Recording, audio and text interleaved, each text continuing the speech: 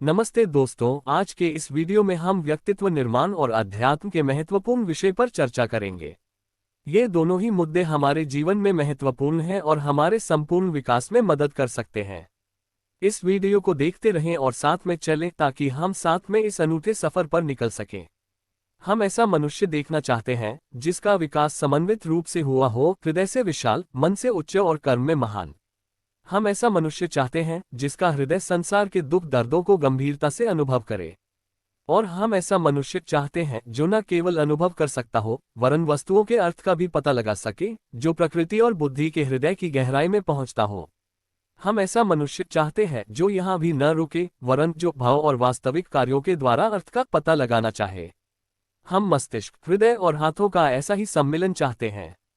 जीवन में व्यक्तित्व का ही महत्व है। दोस्तों, हमारे आसपास की दुनिया में क्या हो रहा है ये तो तुम देख ही रहे हो।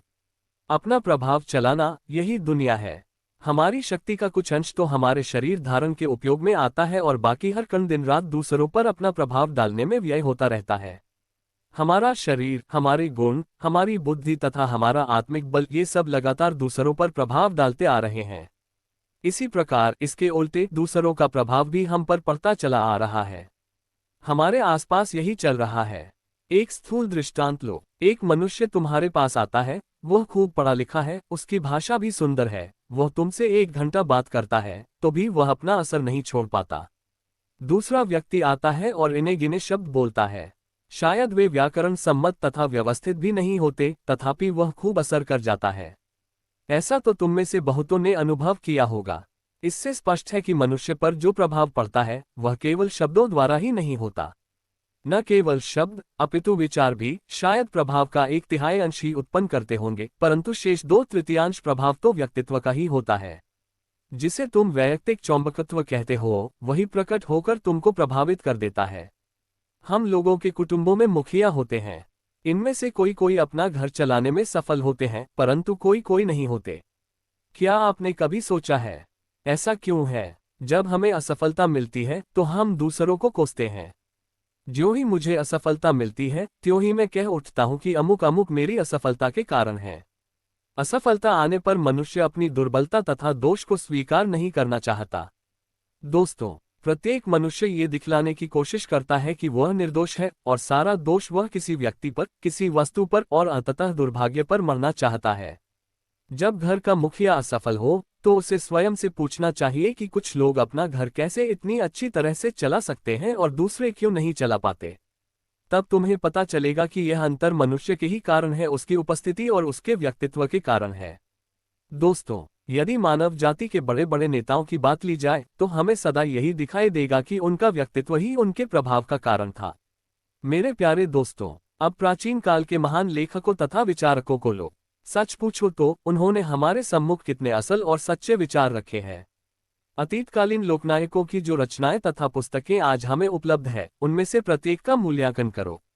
केवल मुट्ठी भर ही असल, नए तथा स्वतंत्र विचार अभी तक इस संसार में सोचे गए हैं। उन लोगों ने जो विचार हमारे लिए छोड़े हैं उनको उन्हीं की पुस्तकों में से पढ़ो तो वे हमें कोई दिग्गज नहीं प्रतीत होते, तथापि हम जानते हैं कि अपने समय में वे दिग्गज व्यक्ति थे। इसका कारण क्या है? वे जो बहुत बड़े प्रतीत होते थे वह मात्र उनके सोचे हुए विचारों या उनकी लिखी हुई पुस्तकों के कारण नहीं था और न उनके दिए हुए भाषणों के कारण ही था, वरन किसी एक दूसरी ही बात के कारण जो अब निकल गई है, और वह है उनका व्यक्तित्व। जैसा मैं पहले कह चुका हूँ, 2/3 अंश व्यक्तित्व होता है और बाकी 1/3 अंश होता है मनुष्य की बुद्धि और उसके कहे हुए शब्द। सच्चा मनुष्य या उसका व्यक्तित्व ही वह वस्तु है जो हम पर प्रभाव डालती है। कर्म तो हमारे व्यक्तित्व की बाह्य अभिव्यक्ति मात्र है। व्यक्ति होने पर कर्म तो होंगे ही, कारण के रहते हुए कार्य का आविर्भाव अवश्यंभावी है। दोस्तों, सारी शिक्षा, समस्त प्रशिक्षण का एकमेव उद्देश्य मनुष्य का निर्माण होना चाहिए, पर हम यह न करके केवल बहिरंग पर ही पानी चढ़ाने का प्रयत्न किया करते हैं। जहां व्यक्तित्व का ही अभाव है वहां सिर्फ बहिरंग पर पानी चढ़ाने का प्रयत्न करने से क्या लाभ। सारी शिक्षा का ध्येय है मनुष्य का विकास। वह मनुष्य जो अपना प्रभाव सब पर डालता है, जो अपने संगियों पर जादू सा कर देता है, शक्ति का एक महान केंद्र है और जब वह मनुष्य तैयार हो जाता है वह जो चाहे कर सकता है। ये व्यक्तित्व जिस वस्तु पर अपना प्रभाव डालता है उसी को कार्यशील बना देता है। दोस्तों, ये हैं कुछ व्यक्तित्व विकास के नियम। योगशास्त्र ये दावा करता है कि उसने उन नियमों को ढूंढ निकाला है जिनके द्वारा इस व्यक्तित्व का विकास किया जा सकता है।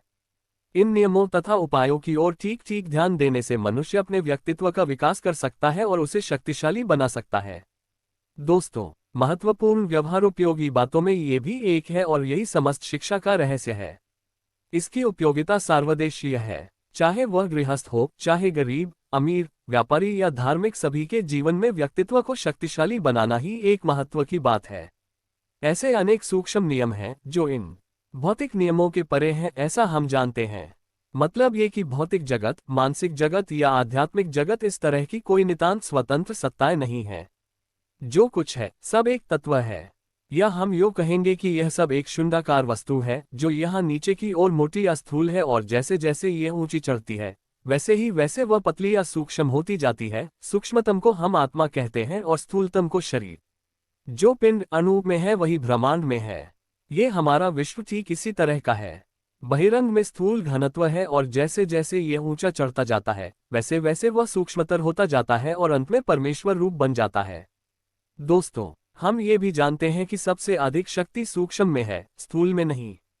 एक मनुष्य भारी वजन उठाता है, उसकी पेशियां फूल उठती हैं और संपूर्ण शरीर पर परिश्रम के चिन्ह दिखने लगते हैं। हम समझते हैं कि पेशियां बहुत शक्तिशाली वस्तु हैं, परंतु असल में जो पेशियों को शक्ति देती हैं वे तो धागे के समान पतली नाड़ियां, नर्व्स हैं। जिस क्षण इन तंतुओं में से एक का भी संबंध पेशियों से टूट जाता है उसी क्षण ये पेशियां बेकार हो जाती हैं। ये छोटी छोटी नाड़ियां किसी अन्य सूक्ष्मतर वस्तु से अपनी शक्ति ग्रहण करती हैं और वह सूक्ष्मतर वस्तु फिर अपने से भी अधिक सूक्ष्म विचारों से शक्ति ग्रहण करती है। इसी तरह ये क्रम चलता रहता है। इसलिए वह सूक्ष्म तत्व ही है जो शक्ति का अधिष्ठान है। स्थूल में होने वाली गति हम अवश्य देख सकते हैं, परंतु सूक्ष्म में होने वाली गति हम देख नहीं सकते। जब स्थूल वस्तुएं गति करती हैं तो हमें उनका बोध होता है और इसलिए हम स्वाभाविक ही गति का संबंध स्थूल से जोड़ देते हैं। वास्तव में सारी शक्ति सूक्ष्म में ही है। सूक्ष्म में होने वाली गति हम देख नहीं सकते। शायद इसका कारण यह है कि वह गति इतनी गहरी होती है कि हम उसका अनुभव ही नहीं कर सकते। पर यदि कोई शास्त्र या कोई शोध इन सूक्ष्म शक्तियों के ग्रहण करने में सहायता दे तो इन शक्तियों का परिणाम रूप यह व्यक्त विश्व ही हमारे अधीन हो जाएगा।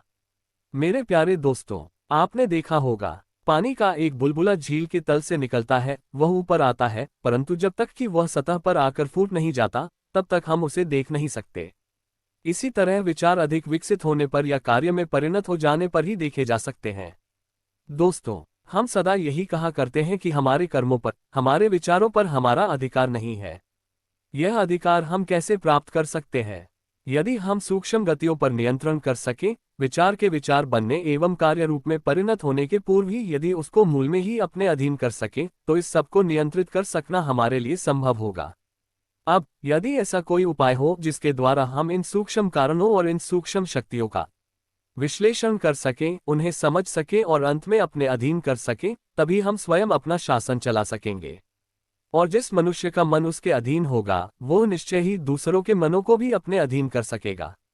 मित्रों, इसी कारण पवित्रता तथा नैतिकता सदा धर्म के विषय रहे हैं।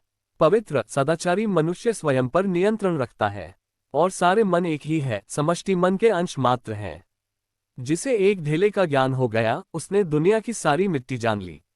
जो अपने मन को जानता है और स्व अधीन रख सकता है वह हर मन का रहस्य जानता और हर मन पर अधिकार रखता है। दोस्तों, यदि हम इन सूक्ष्म अंशों को नियंत्रित कर सकें तो अपने अधिकांश शारीरिक कष्टों को दूर कर सकते हैं। यदि हम सूक्ष्म हलचलों को वश में कर सकें तो हम अपनी उलझनों को दूर कर सकते हैं। यदि हम इन सूक्ष्म शक्तियों को अपने अधीन कर लें तो अनेक असफलताएं टाली जा सकती हैं। धन्यवाद दोस्तों, इस यात्रा में साथ रहने के लिए। हमने आज व्यक्तित्व निर्माण और अध्यात्म के विषय में कई महत्वपूर्ण बातें सीखी।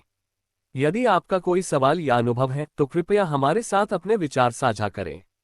ध्यान रखें, सफलता का मार्ग अविरल नहीं होता, लेकिन हमेशा संघर्ष करते रहने से हम अगले स्तर तक पहुंच सकते हैं।